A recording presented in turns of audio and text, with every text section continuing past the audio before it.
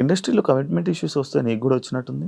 నాకు ఎప్పుడు రాలేదు. నీకు ఎప్పుడు ఏదో నాకు ఈవెంట్కి వెళ్ళినప్పుడు ఎప్పుడు నెల్లూరు సైడ్ అది ఒక్కసారి వెళ్ళాను నేను నెల్లూరుకి. అసలు అటు ఈవెంట్స్కి వెళ్ళాను, తప్పని పరిస్థితి అప్పుడు, మనకి లిరి ఉన్నాడు చూసుకోవాలి. కానీ వెళ్ళినప్పుడు ఈ ఎవడో కూడా ఉంటాడు కదా, వాడు ఏంటంటే మనం కొత్త వాళ్ళం కాబట్టి వాడు అయ్యో ఈవెంట్ అయిపోయింది కదా, నేను స్టోరీలో కూడా పెట్టాను కదా అదే ఏంటి మన డీలో లైవ్ స్టోరీ చేసినప్పుడు పెట్టాను.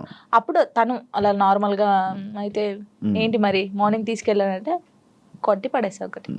ఇలాంటి సిచ్యువేషన్స్ ఇండస్ట్రీలో ఎక్కువ ఎదురవుతూ ఉంటాయి, దాన్ని ఎలా హ్యాండిల్ చేయగలుగుతాం? అంటే నాకు కాలేదు, నాకు ఈవెంట్ ఉందారైంది, కానీ చాలా మందికి జరుగుతుంది. నాకు చాలా మంది చెప్పారు అక్క ఇలా అంటున్నారు అక్క అన్నప్పుడు, అలా అంటున్నారు అన్నప్పుడు నువ్వు తీసి లాగి పెట్టి కొట్టాలి, ఈ ఛాన్స్ నాకు వద్దనాలి. కొంతమంది అమ్మాయిలు ఏంటంటే పాపం అరే రావాలి ఫేమస్ కావాలని చెప్పేసి కొంతమంది చేస్తున్నారు, కానీ వాళ్ళు మనస్ఫూర్తిగా చేయట్లేదని నేను నమ్ముతున్నాను, ఎందుకంటే ఫేమస్ కావాలని చెప్పేసి. ప్రొఫెషన్లో సూపర్ స్టెప్లు వేసిన జాను లైఫ్లో రాంగ్ స్టెప్స్ వేసింది ఏంటంటే నేను అగ్రీ చేస్తుంది. యాక్సెప్ట్ చేసా, ఎందుకంటే నేను తప్పు చేసిందే ఫస్ట్. చిన్నప్పుడు 16 yearsలో మ్యారేజ్ చేసుకోవడమే తప్పు ఫస్ట్. అది చాలా నేను ఒప్పుకుంటాను దానికి. ప్రెసెంట్ ఫ్యామిలీ నుంచి సపోర్ట్ కానీ ఫ్యామిలీ నుంచి ఇది కానీ చాలా మంచిగా ఉంది కదా? డాడీ మమ్మీ ఓకే ఓకే, ఎందుకంటే వాళ్ళు ఇప్పుడు నాకు సపోర్ట్ అంటే ఎలాగంటే లిరిక్ చూసుకోవడం, నేను షూట్కి వెళ్ళడం కానీ వాళ్ళ దగ్గర ఉంచేసి వాళ్ళు ఇక్కడే ఉంటారు. డాడీ సింగరేణి ఎంప్లాయ్ అనమాట, యాక్చువల్లీ రిటైర్మెంట్ అయిపోయాడు.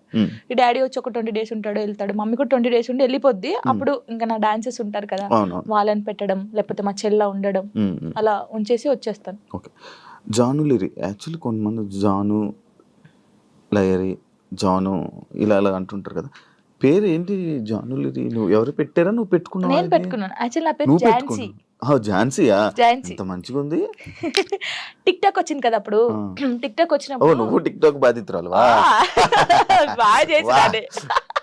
ఓకే, టిక్ టాక్ వచ్చినప్పుడు అందరూ వేరే వేరే పేర్లు పెట్టుకుంటారు. నేను ఝాన్సీ ఎందుకు పెట్టాను, నాకు కొడుకు పేరు పెట్టుకోవచ్చు కదా, వీని కూడా ఫేమస్ చేయాలి. నాకు అప్పుడు ఉండే లిరిని ఒక హీరోని చేయాలని ఉండే. సో అప్పుడు నా పేరు ఝాన్సీ కదా, నన్ను జాను అని పిలుస్తారు. సో వీని పేరు లిరిక్స్ అనమాట. ఒక పోయం లాగా వాడు నిలిచిపోవాలని చెప్పేసి లిరిక్స్ అని పెట్టాను, కానీ లిరి అంటారు అందరు. సో జాను లిరి అని పెడదామని జాను లిరి పెట్టాను. వాని పేరు నా పేరు కలిపి పెట్టాను. పెద్ద ఎంత మీ కొడుకుని మేము తిట్టుకోడు కదా, లిరిక్స్ ఏంటమ్మా నా పేరు అస్సలు తిట్టుకోడు, వాడు చాలా హ్యాపీ ఫీల్ అవుతాడు. వాడు ఏమంటే పెద్ద అయిన తర్వాత జానమ్మా అని ఇలా నీ ఫోటో వేయించుకుంటాడు అంటాడు. అదే అది రీజన్, నువ్వు టిక్ టాక్ వల్ల నీ పేరు జాను లిరి అయింది. సో నాతో పాటు నా కొడుకు కూడా ఉండాలి అని చెప్పేసి ఇద్దరు పేరు పెట్టేసుకున్నాను. ఓకే, చూసారా ఇలా టిక్ టాక్ వల్ల పేర్లు కూడా మారుతాయి. ఇప్పుడు డీకి వచ్చాక మీ పేరెంట్స్ చూసారా టీవీ డీ షో? రియాక్షన్ ఏంటి మీ ఊర్లో రియాక్షన్ ఏంటి? అసలు అందరు చాలా హ్యాపీ, జానమ్మ అక్కడికి వెళ్ళింది.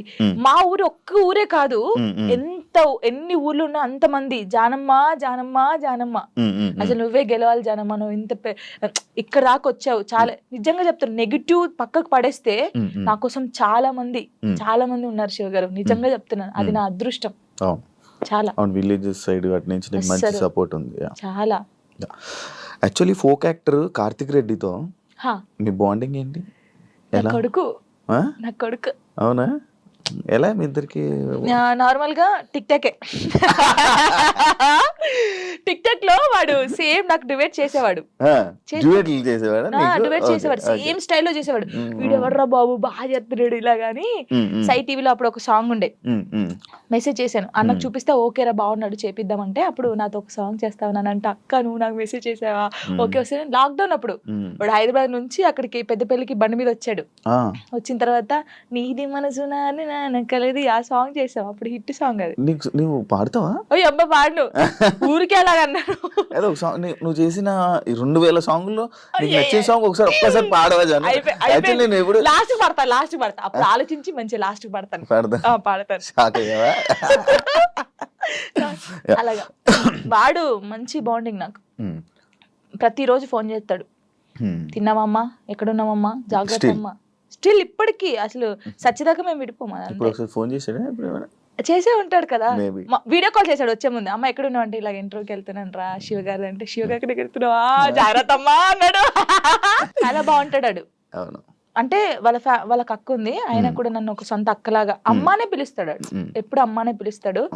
మంచి సర్కిల్ మంచిగా ఉంది, మంచిగా. అమ్మో నాకు డబ్బు పరంగా లేకపోతే ఇంకేదో ఇండస్ట్రీ పరంగా నాకు ఎవరు సపోర్ట్ చేయకపోయినా నేను బాధపడితే నా చుట్టూ ఎంతమంది ఉంటారు తెలుసా? ఇప్పుడు నేను బాధపడుతున్నాను, నేను ఎక్కువ ఒక్కదాన్నే ఉంటాను కదా, లిరి నేనే, నాకెవరు ఉండరు. సో నైట్ ఏంటంటే అన్ని ఆలోచనలు వస్తాయి మనకి. నాకు కూడా రాత్రి అయితేనే గుర్తొస్తాయి ఆలోచనలు. అలా ఉన్నప్పుడు నాకు సైడ్ డాన్సర్లు అన్నాను కదా, నేను అదృష్టవంతుని శివ గారు, నిజంగా చెప్తాను ఈ విషయంలో. పేర్లు కొందరు మర్చిపోవచ్చు, రే ఫీల్ గా కంటారు, చంపేస్తారు. శాండీ, దీపక్, ఉమేష్, తిలక్, ఇంకెవరు, ధర్మ, రాజారం, వీళ్ళ చాలా మంది ఉన్నారు. సంతు, రాజు, సిరి, మానస, జోష్న, ఇంకెవరు, పరమేశ్వరి, ఇలా చాలా మంది ఉన్నారు పేర్లు. ఒకసారి వచ్చేస్తారా నీ దగ్గరికి? అయ్యయ్యో, ఒక్క ఫోన్ కూడా. ఇప్పుడు ఏదో ఒక సిచ్యువేషన్ ఉందా? ఒక సిచ్యువేషన్ లో దగ్గరికి వచ్చిన సిచ్యువేషన్? చాలా సిచ్యువేషన్స్ ఉన్నాయి. ఒక సిచ్యువేషన్ లో వచ్చిన సిచ్యువేషన్ చెప్పు. నార్మల్ గా కామెంట్స్ వచ్చాయి ఒక రోజు. కామెంట్స్ గురించి నేను ఎక్కువ బాధపడేదాన్ని. పట్టించుకుంటావా కామెంట్లని? ఫస్ట్ పట్టించుకున్నాను, తర్వాత హ్యాపోరా అనుకున్నాను. అప్పుడు ఏడ్చుకున్నప్పుడు నేను ఫుల్ ఏడ్చేదాన్ని. ఏడ్చినప్పుడు వీళ్ళందరూ కొంచెం అక్కడక్కడే ఉంటారు కదా షూట్స్ కి వచ్చినప్పుడు, కానీ ఫోన్ చేస్తారు ఒకరు, నా వాయిస్ వింటారు, ఒక్కొక్కరికి ఫోన్ చేస్తారు, కరెక్ట్ హాఫ్ అన్ అవర్ లో ఉంటారు, ఇలా చుట్టూ ఉంటారు.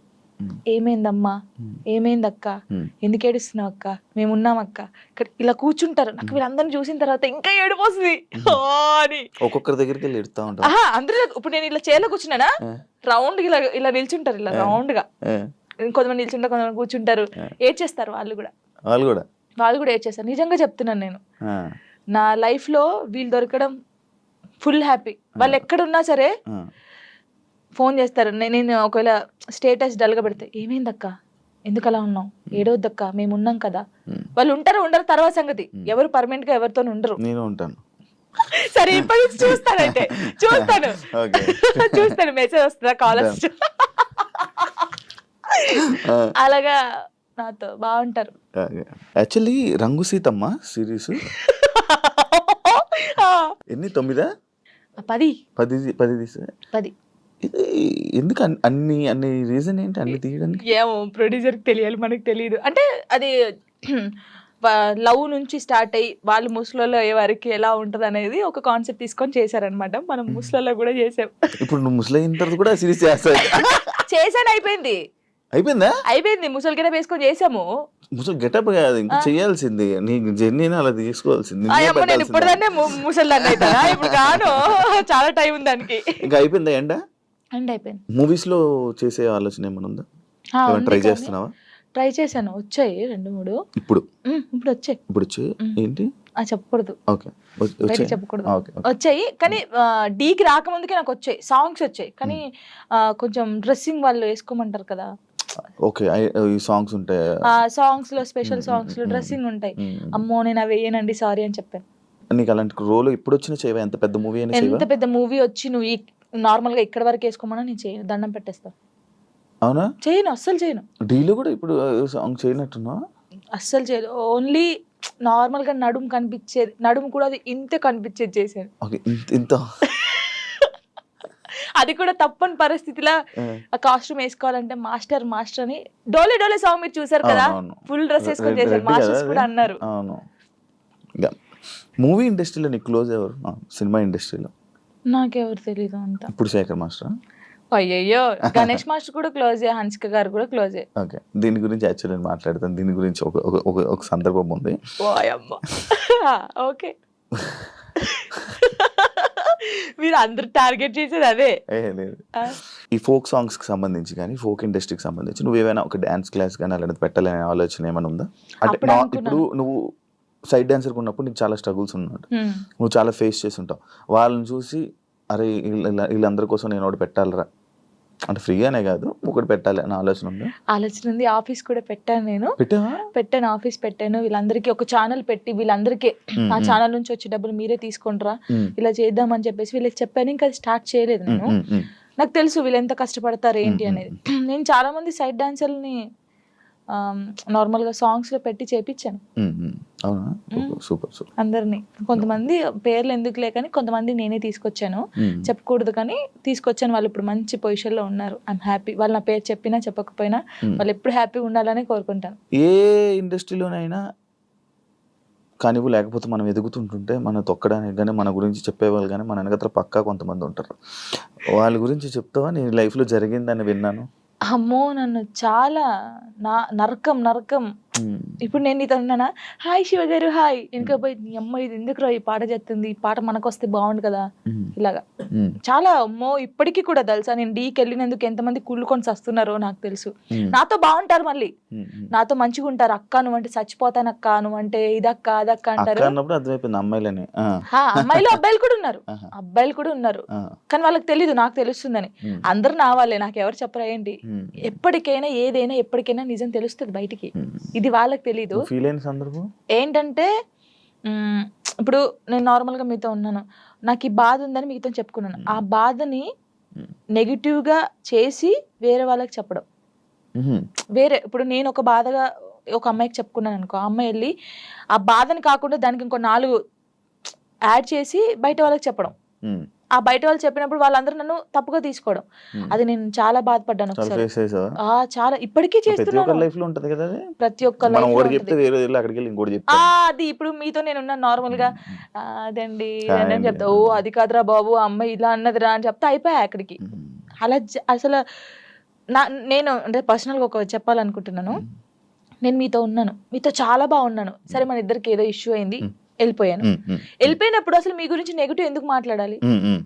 మీతో ఉన్నప్పుడు అంత బాండింగ్ ఉంది, మీతో ఉన్నప్పుడు అంత ఉన్నప్పుడు శివ గారు ఇలాంటి వాడని నేను ఎందుకు చెప్పాలి? మీతో ఉన్న బాండింగ్ చెప్పొచ్చు కదా, మంచోళ్ళు మాకేదో అయింది విడిపోయాం, ఓకే ఫైన్.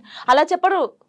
బాగున్నప్పుడు మనతో బాగుంటారు, అన్ని చేస్తారు, అన్ని అయిపోతుంది. వెళ్ళినప్పుడు ఓ పెద్ద అదిరా బాబు, పెద్ద ఇదిరా రే, అసలు ఆయనతో ఉండకూడదురా, ఆయన మొత్తం వేరేరా, ఇలా చెప్తారు. అలా ఎందుకు చెప్పాలి?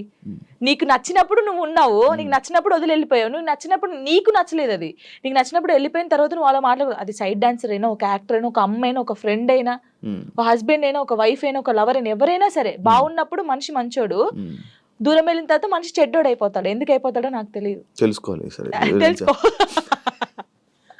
అదే నాకు వచ్చిన అది. ఇప్పుడు నేను ఉన్నాను నార్మల్ గా, నేను ఎవరితో విడిపోతే వాళ్ళ గురించి నేను మాట్లాడను. వాళ్ళు నన్ను ఎంత ప్రేమ చూసుకుని నేను అదే గుర్తు పెట్టుకుంటాను తెలుసా. వాళ్ళు నా కోసం చేసిన పనులే గుర్తుపెట్టుకున్నాను. అరే నా కోసం ఇన్ని పనులు చేశారు, నేను ఇదే చెప్తాను. నాకైతే ఉండదు, నేను నిజంగా చెప్తున్నాను. మళ్ళీ దా కమ్ కూర్చోబెట్టుకుంటాను నేనైతే, సీరియస్ గా. అది అందరికీ తెలుసు. నాకు జరిగింది కూడా అందుకే చెప్తున్నాను.